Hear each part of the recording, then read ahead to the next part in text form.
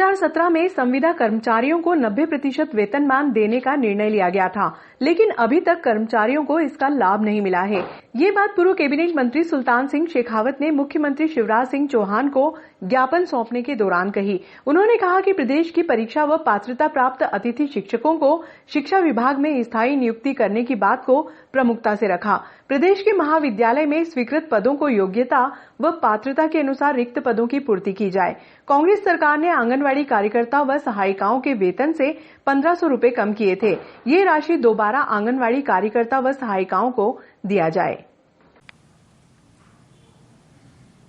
मध्य प्रदेश के माननीय यशस्वी मुख्यमंत्री जी का उपचुनाव के बाद नागदा प्रथम आगमन पर हमारी ओर से स्वागत किया गया। तत्पश्चात माननीय मुख्यमंत्री जी से हमने कुछ राज्य स्तर के बिंदु थे उस पर उनसे चर्चा की और एक ज्ञापन भी उनको दिया। उनके जो सहायक थे यादव जी, उन्होंने उस ज्ञापन को रखा। उसमें मूल जो 3-4 बिंदु थे मैं आपके सामने रख रहा हूँ कि ये जो मध्य प्रदेश में आने वाले दिनों में नगरपालिका नगर निगम के चुनाव भी होने वाले हैं प्रदेश में। प्रदेश के सभी नगरीय निकाय नगरपालिका में काम करने वाले सफाई कर्मचारियों को और अन्य कर्मचारी जो ऑफिस में काम करते हैं और जिनको 10 साल हो गया है, उन सबका विनियमितीकरण किया जाए, नागदा सहित सभी का।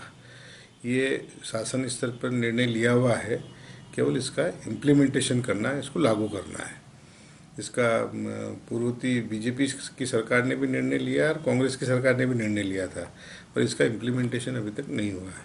तो ऐसे सारे सफाई कर्मचारी और अन्य कर्मचारियों का विनियमितीकरण किया जाए। दूसरा है कि प्रदेश में सभी प्रदेश के सभी जो शासकीय महाविद्यालय हैं उनकी बार शिकायत है कि वहाँ पर रिक्त पद है, उनको भरा जाए और अतिथि विद्वान जो हैं और जो पात्रता प्राप्त विद्वान हैं जो लंबे समय से काम कर रहे हैं, ऐसे सारे लोगों का उसमें सम्मिलन किया जाए या उनकी भरने की प्रक्रिया अपनाई जाए। 2017 में माननीय मुख्यमंत्री जी ने एक आदेश दिया था, हम लोग भी मिले थे उनसे। प्रदेश के लगभग 80-90 हज़ार संविदा के क्षेत्र में काम करने वाले कर्मचारियों के संबंध में जो 26-27 विभागों में अलग अलग काम करते हैं, उस समय उन्होंने कहा शासन का जो वेतनमान है उसका 90% इनको दिया जाएगा, ऐसा आदेश एक जारी हो गया था। तत्पश्चात ये था कि भाई वेतनमान देने के बाद जिनका सेवा काल 10 साल का हो गया उनका विनियमितीकरण भी किया जाएगा। तो वेतनमान तो बहुत सारे विभागों में मिल गया, मगर विनियमितीकरण की कार्रवाई नहीं हुई। तो ये कि इनका विनियमितीकरण किया जाए, ऐसा है। आंगनवाड़ी कार्यकर्ताओं का कमलनाथ जी की सरकार ने 1500 रुपये उनको जो मानदेय मिलता था वो कम कर दिया था। बीच में माननीय मुख्यमंत्री से जब मिले थे तब उन्होंने कहा था कि भाई इस पर हम विचार करके और वापस देने पर विचार करेंगे। तो वो 1500 रुपया उनका वापस मानदेय में दिया जाए। 5 साल में एक बार न्यूनतम वेतन पूरे प्रदेश का रिवाइज होता है, तो न्यूनतम वेतन रिवाइज किया जाए। 5 साल से अधिक न्यूनतम वेतन सलाहकार समिति की बैठक बुला करके रिवाइज किया जाए। और पूर्ववर्ती बीजेपी की सरकार में और इसके बाद में भी एक बार न्यूनतम वेतन सलाहकार समिति की बैठक हुई थी। उस बैठक में सफाई कर्मचारियों का वेतनमान एक अतिरिक्त वेतनमान होना चाहिए पूरे प्रदेश का, उसका भी निर्णय हुआ था। तो उसका भी इम्प्लीमेंटेशन किया जाना चाहिए। नागदा नगर की सभी बिरलाग्राम हो चाहे मंडी हो, सभी वार्डों में जो झुग्गी झोपड़ियाँ हैं उनका एक बार सर्वे होना चाहिए और सर्वे होकर के नियम अनुसार जिनको पात्रता है उनको पट्टे देना चाहिए और उनको मकान बनाने का हक भी मिले, ताकि सरकार की तरफ से मिलने वाला जो उसमें है सहयोग वो भी उनको मिल सकता है। यहाँ का कर्मचारी राज्य बीमा अस्पताल जो है, जो इंगोरिया रोड के ऊपर, उसमें विशेषज्ञों की नियुक्ति करके ये और अस्पताल में जो आवश्यक उपकरण लगाना है वो लगा करके उसको यथावत ठीक ठाक उसको करें। इस संबंध में पूर्व में श्रम मंत्री से भी बात हुई है, केंद्र में भी बात हुई है, माननीय आदरणीय थावरचंद जी गहलोत ने भी 2-3 बार इस संबंध में बात की, सांसद ने भी बात की है। हम ये आग्रह करते हैं कि इसके ऊपर माननीय मुख्यमंत्री जी भी इस पर कार्रवाई करेंगे।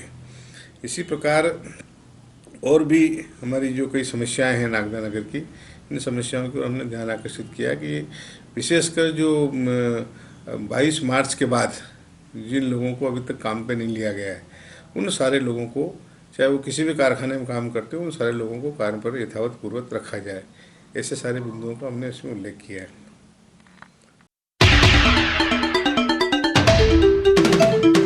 गांव जलोदिया में एक किसान के खेत में नीलगाय मृत अवस्था में मिली, जिसका गला कटा हुआ था। शुक्रवार की सुबह 11 बजे ग्रामीणों ने प्रशासनिक अधिकारियों को सूचना दी। शाम लगभग 5 बजे वन व पशु विभाग की टीम मौके पर पहुंची और जांच प्रारंभ की। गांव जलोदिया में किसान बालू सिंह पिता उदय सिंह के खेत पर शुक्रवार की सुबह एक नीलगाय मृत अवस्था में मिली, जिसको लेकर ग्रामीण हरकत में आ गए। ग्रामीणों ने तत्काल घटना की जानकारी स्थानीय प्रशासनिक अधिकारियों को दी। इसी दौरान अफवाह फैल गई कि किसी अज्ञात व्यक्ति ने नीलगाय को गोली मारकर गला काट दिया है। मामला प्रशासनिक अधिकारियों के संज्ञान में आने के बाद शाम 5 बजे वन विभाग व पशु चिकित्सालय की टीम मौके पर पहुंची। पीएम करने पहुंचे कर्मचारियों ने नीलगाय को गोली लगने की बात से इनकार करते हुए बताया कि गला कटा हुआ मिला है। ग्रेसी मजदूर संघ के प्रधानमंत्री जितेंद्र सिंह रघुवंशी के नेतृत्व में गुरुवार को राष्ट्रपति को संबोधित ज्ञापन एसडीएम के रीडर को सौंपा गया। ज्ञापन में श्रम कानूनों में बदलाव का विरोध किया गया है। श्रम कानूनों में परिवर्तन किए गए हैं, उसके विरोध में आज पूरे देश भर में संयुक्त ट्रेड यूनियन मोर्चे की ओर से आज सांकेतिक हड़ताल रखी गई। ये माननीय महामहिम राष्ट्रपति महोदय के नाम में ज्ञापन प्रेषित कर रहा है। ज्ञापन में बताया कि केंद्र सरकार द्वारा श्रम कानून में परिवर्तन किया गया है, जिसमें श्रमिक को अब 8 के बजाय 12 घंटे काम करना होगा। नियोक्ता को उद्योग बंद करने के लिए सरकारी अनुमति की आवश्यकता नहीं होगी। श्रम संघों को उद्योग में हड़ताल करने के 14 दिन पहले सूचना देनी होगी। ट्रेड यूनियन को मान्यता देने वाले कानून को खत्म करने का प्रयास भी किया गया है। इसी के सहित 14 बिंदुओं का ज्ञापन सौंपा। इंटक के प्रधानमंत्री रघुवंशी ने कहा कि केंद्र सरकार द्वारा श्रम कानूनों में बदलाव किया है। इसके विरोध में गुरुवार को टोकन स्ट्राइक कर प्रदर्शन किया और शाम को राष्ट्रपति को संबोधित ज्ञापन सौंपा। ज्ञापन सौंपने के दौरान इंटक कार्यकर्ता मौजूद थे। अधिकारियों द्वारा उनके माध्यम से भेजा जाएगा। इसमें श्रीमान महामहिम राष्ट्रपति महोदय भारत शासन नई दिल्ली द्वारा श्रीमान अनुविभागीय अधिकारी महोदय नागदा जिला उज्जैन मध्य प्रदेश से भारत सरकार द्वारा श्रम कानून में किए गए परिवर्तन पर पुनः विचार कर निरस्त करने बाबत महोदय उपरोक्त विषय में निवेदन है कि ग्रेसी मजदूर संघ इंटक नागदा ठेकेदार कामगार कांग्रेस इंटक निम्नलिखित नए श्रम कानूनों का विरोध करता है, जिसमें पहला नंबर है औद्योगिक रोजगार स्थायी कानून में 300 से अधिक कर्मचारियों के लिए छूट दी गई है। यह बहुत ही श्रमिकों के लिए घातक सिद्ध होगा। वर्तमान में यह कानून 100 श्रमिक और कई राज्यों में 50 श्रमिकों पर था। वास्तव में 2 एनसीएल में 50 से 20 श्रमिकों में स्थायी आदेशों को तैयार करने के लिए सीमा को नीचे लाने का प्रस्ताव किया गया है। यह कि पीएचसीएल ने यह कहते हुए स्थायी आदेशों में छूट का विरोध किया है कि यह हितधारकों के मन में अनिश्चितता पैदा करता है। यह कि ट्रेड यूनियन पंजीयन के लिए 45 समय दिनों की समय सीमा की सिफारिश की गई है, क्योंकि यह संयुक्त ट्रेड यूनियन की ओर से लंबे समय से मांग थी, परंतु फिर भी नए संशोधन में इसे शामिल नहीं किया गया। यह कि नए प्रावधान में संघ से बातचीत में केवल 51% या अधिक है, जबकि पिछले नियम में यह पात्रता जो परिवर्तन किया गया उसकी 75% ही थी। यह किसी भी संघ के एकाधिकार को करने या अन्य कार्यकर सभी जो श्रम संघ हैं उनको खत्म करने का एक प्रयास है। नए प्रावधान में ट्रेड यूनियन की काउंसलिंग में बातचीत करने की पात्रता कुल श्रमिकों का 20% से कम नहीं है, जबकि पिछले नियमों में यह पात्रता 10% से कम नहीं थी। सबसे ज़्यादा विचारणीय नए परिवर्तन में ले आओ छटनी और जो उद्योग बंद करने का अधिकार है वो पूर्णतः नियोक्ता को दे दिया गया है। उसमें उसे सरकार की कोई भी मंजूरी नहीं लेना पड़ेगी और ये एक नियोक्ता को खुली छूट देने के समान में है, जिसमें 300 श्रमिक जहाँ पर उद्योग में कार्य करते हैं वहाँ तक ये उन्हें पात्रता दी गई है। यह कि श्रमिकों के कार्य के घंटे 8 घंटे से बढ़ा के 12 घंटे किए गए, जिसका लाभ पूंजीपति अपने हिसाब से उठाएंगे। तो ये कानून शोषण को बढ़ावा देता है। यह कि बाल श्रम कानून में परिवर्तन एवं महिला कार्य दिवस को बढ़ाकर शोषण को कानूनी अमली जामा पहनाया गया है। यह कि श्रम कानूनों श्रम संघों को भी अब हड़ताल के लिए 14 दिन पहले नियोक्ता को नोटिस देना पड़ेगा। ये कानून, इसकी आड़ में ये संघों का अधिकार छीना गया है। यह कि सभी कानूनों को 1000 दिनों के लिए रोक दिया गया है। उद्योगपतियों को अप्रत्यक्ष रूप से बढ़ावा देकर यह हायर एंड फायर की नीति का लाभ दिया गया है। यह है कि विवादों को सुलझाना, मजदूरों से सेहत और उनके कार्य से जुड़े हुए श्रम कानून, काम की सुरक्षा के कानून को कानूनी रूप से बंद किया गया है। कानून में ट्रेड यूनियन को मान्यता देने वाले कानून को खत्म करने का प्रयास किया गया है। यह है कि कॉन्ट्रैक्ट पर काम करने वाले मजदूर एवं प्रवासी मजदूर के कानून को खत्म किया गया है, जो अस्वीकार है। महोदय, इस प्रकार पूर्व में लोकतांत्रिक देश में संविधान में श्रमिकों को दिए गए श्रम अधिकार को छीनने का प्रयास किया गया है, जो इंटर किसी भी हाल में स्वीकार नहीं करती है और आशा करती है कि आप हस्तक्षेप कर बंधुआ मजदूरी को बढ़ावा देने वाले कानूनों पर पुनः विचार करवाकर इन्हें निरस्त करवाने की कृपा करेंगे। धन्यवाद। राष्ट्रीय मजदूर कांग्रेस इंटक के अध्यक्ष आदरणीय डॉक्टर संजीव रेड्डी के नेतृत्व में पूरे हिंदुस्तान में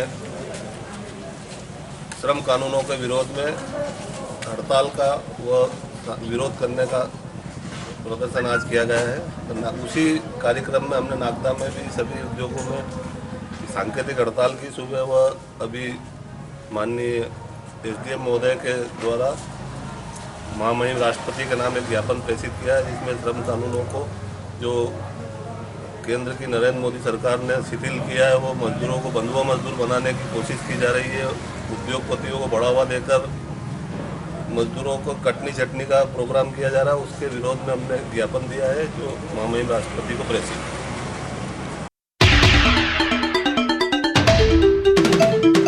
मुख्यमंत्री शिवराज सिंह चौहान गुरुवार को केंद्रीय मंत्री थावरचंद गहलोत के परिवार में गमी होने पर शोक संवेदना जताने के लिए शहर आए। गहलोत के घर जाने से पहले उन्होंने पाल्या कला रविदास बस्ती में संविधान दिवस पर प्रधानमंत्री नरेंद्र मोदी का लाइव उद्बोधन भी सुना। इसके बाद मुख्यमंत्री ने घोषणा की कि वर्षों से जो निर्धन लोग वहां पर रह रहे हैं, उन्हें सरकार की ओर से पट्टे दिए जाएंगे। पाल्या कला से 100 से अधिक परिवारों को सीएम की इस घोषणा का फायदा मिलेगा। पहली बार मुख्यमंत्री 3 घंटे तक शहर में रुके।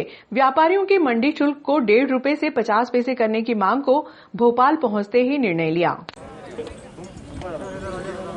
कि नागदा में मैंने आपके बीच आके अपने प्रधानमंत्री जी के उद्बोधन को सुना है, आपने भी सुना है। पहनवा दो। मैं इसलिए आया हूं कि प्रधानमंत्री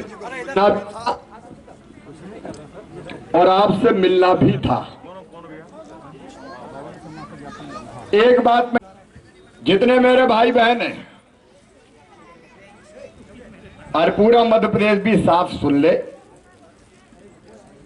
भारतीय जनता पार्टी के सरकार के बजट पे सबसे पहला अधिकार किसी का है तो गरीबों का है, गरीब बहनों और भाइयों का है, किसानों का है। और इसलिए चाहे गरीबों को 1 रुपया किलो राशन देने का मामला हो, मेरे भांजे भांजियों की पढ़ाई का मामला हो, पिछली कांग्रेस की सरकार ने सब योजनाएं बंद कर दी थी। भांजे भांजियों की फीसें ही बंद कर दी, संबल योजना बंद कर दी। और पैसा कहां ले जा रहे थे वो? अफसरों से पैसा खा खा के वो सरकार दिल्ली भेजती थी। मैं नहीं कह रहा, इनकम टैक्स की रिपोर्ट कह रही है लूट लिया इनने, कांग्रेसियों ने मध्य प्रदेश को। लेकिन अब फिर मामा आ गया है, भारतीय जनता पार्टी आ गई है और ये सब योजनाएं फिर चालू। चाहे गरीबों को राशन का मामला हो, चाहे गरीबों के मकान बनाने का सवाल हो। और आप सब बहनों और भाइयों से मैं कहना चाहता हूं, बच्चों को पढ़ाना जरूर।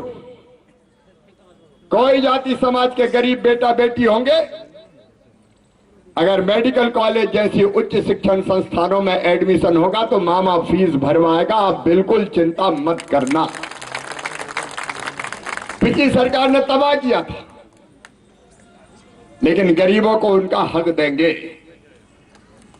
हाँ, इतना जरूर है कि जो गरीबों का हक खा रहे हैं उनको छोड़ूंगा नहीं। कई ऐसे मगरमच्छ हैं जिन्हें कहीं अतिक्रमण कर रखा है, कहीं गुंडागर्दी कर रहे हैं। अब आजकल देख रहे होगे उनके घर मकान सब तोड़ ताड़ के बराबर कर रहे हैं। ऐसे गुंडों को, बदमाशों को तबाह कर देंगे। करना चाहिए कि नहीं? अरे जोर से बताओ, करना चाहिए कि नहीं? कोई गुंडा, कोई दादा, कोई बदमाश, कोई पाखंडी नहीं छोड़ा जाएगा।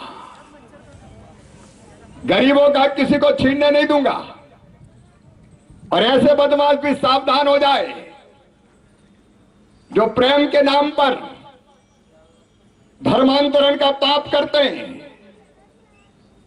बेटियों को बहलाते फुसलाते हैं। ऐसे बदमाशों को ठीक करने के लिए लव जिहाद का कानून बना के उनको भी ठीक कर दिया जाएगा। उस पर काम चल रहा है हमारा। और प्रशासन को मेरे साफ निर्देश है, गरीबों के साथ सरकार खड़ी रहे और बदमाशों की अकल ठिकाने लगा दे। आम जनता के लिए सरकार चलेगी, आपका हक आपको देगी। और इसलिए मैंने तय किया कि नागदा जा रहा हूं तो गरीब बहनों और भाइयों के बीच भी बैठूंगा और रोटी, कपड़ा, मकान, पढ़ाई लिखाई, दवाई, रोजगार का इंतजाम सबके लिए करने की भरपूर कोशिश करेंगे। मेरी बहनों और भाइयों, आपके लिए चलना है ये सरकार, आपके लिए जीना है, आपके लिए मरना है।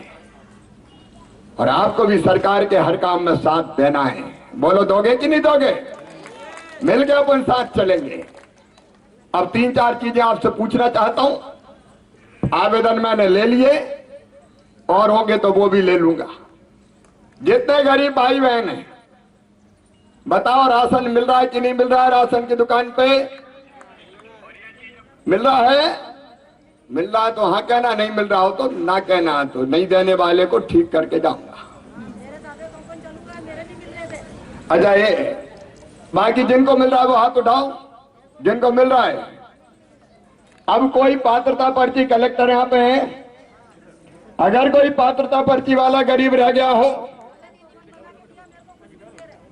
1 मिनट बैठो, अभी बता के जा रहा हूं।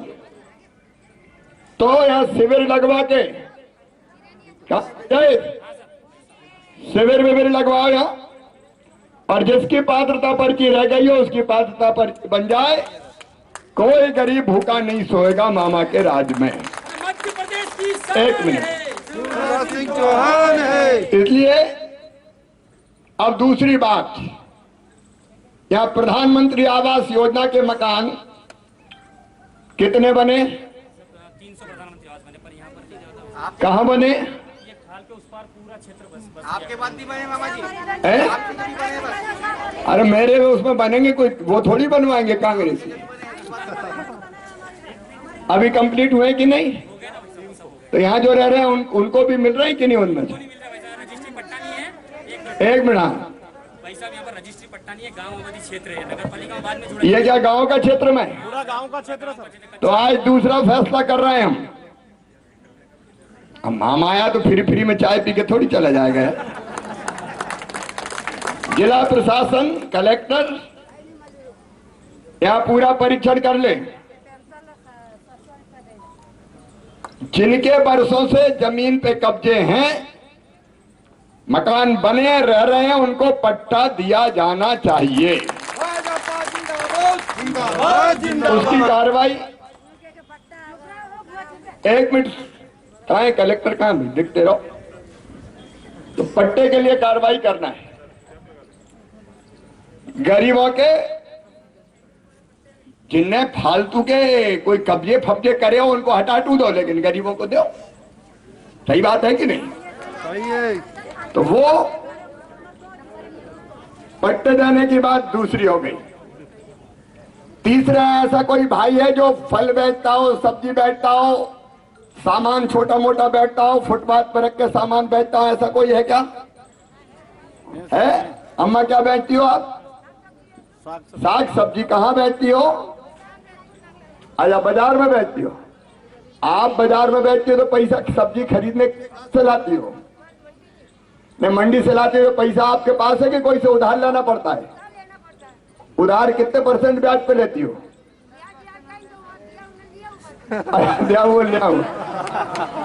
अच्छा, एक योजना बनाई हमने, कैसे जितने गरीब फल सब्जी बेचने वाले,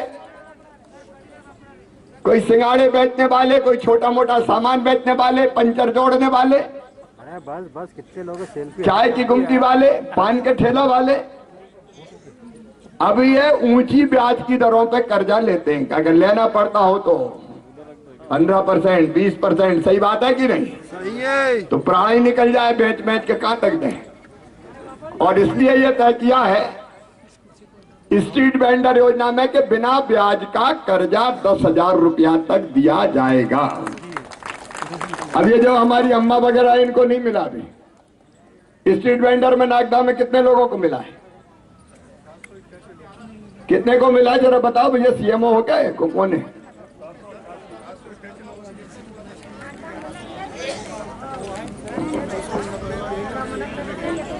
और मिला कितनों को है? अब ये फॉलो अप करो और अम्मा का नाम लिखो। सब्जी बेचती है, इसको मिलना चाहिए। ये 10,000 रुपया मिलेगा तो 10,000 का 10,000 लौटाना है साल में। एक पैसा ब्याज का नहीं, ब्याज तो मामा भरवाएगा। और बाद में 10,000 लौटाएंगे तो फिर 10,000 और मिल जाएगा, 20,000 मिल जाएगा अगले साल। और फिर वो लौटाएंगे तो 50,000 मिलेगा।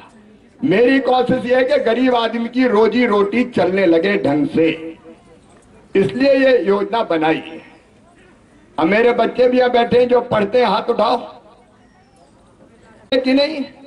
सरकारी स्कूल वालों को मिली है? मिल गई? सरकारी स्कूल में पढ़ते हो? सरकारी में कौन पढ़ता? सरकारी में एक मिनट, क्या नाम है बेटी तुम्हारा? कविता। कौन सी क्लास में पढ़ते हो? 10th में। कौन से स्कूल में? कन्याशाला। मिल गई किताब? हमने शासकीय जितने भी स्कूल हैं 1ली से 12वीं तक किताबें हमने भिजवाने की व्यवस्था की है। एक बार चेक कर लें, अगर किसी बच्चे को नहीं मिली हो तो मिलनी चाहिए। अब आज 3-4 चीजें अपन ने तय की है। एक, राशन सबको मिल जाए। और कोई बड़ा आदमी ले रहा हो तो नाम काट देना। काट दें कि नहीं काटें बताओ? अरे बिल्डिंग वाले ले रहे हो तो नाम काटे कि नहीं? गरीब का हक ही खा रहे हैं, तो गरीब का हक थोड़ी खान देंगे।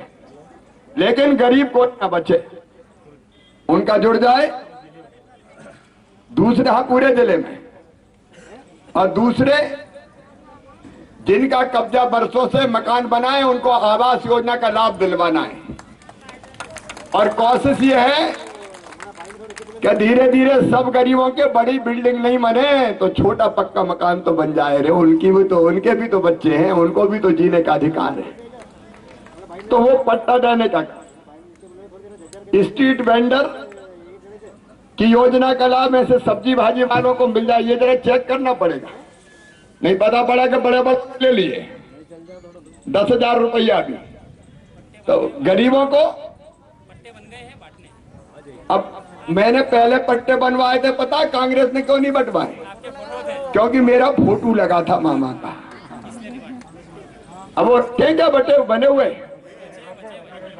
तो अब वो सारे पट्टे वैध किए जाते हैं। बताओ, मामा का फोटो होना चाहिए कि नहीं पट्टे में?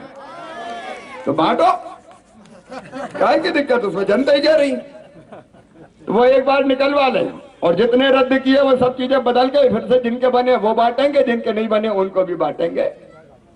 मेरी बहनों और भाइयों, आप सब सुखी रहे, आगे बढ़े, इसके लिए भारतीय जनता पार्टी की सरकार है।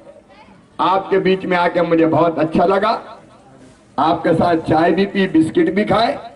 आपकी सेवा का काम करता रहूंगा। बहुत बहुत धन्यवाद। बोलिए भारत माता की। अब ये जो मैंने कहा, भारत माता की।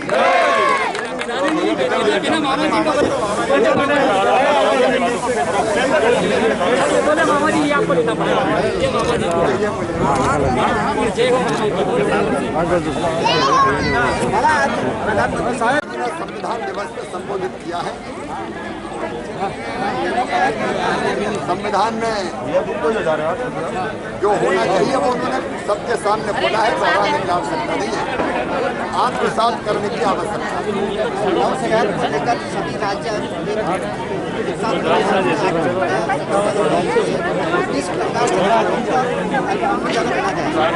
कानून का विचार कर रहा है, हम सलाह मशवरा ले रहे हैं,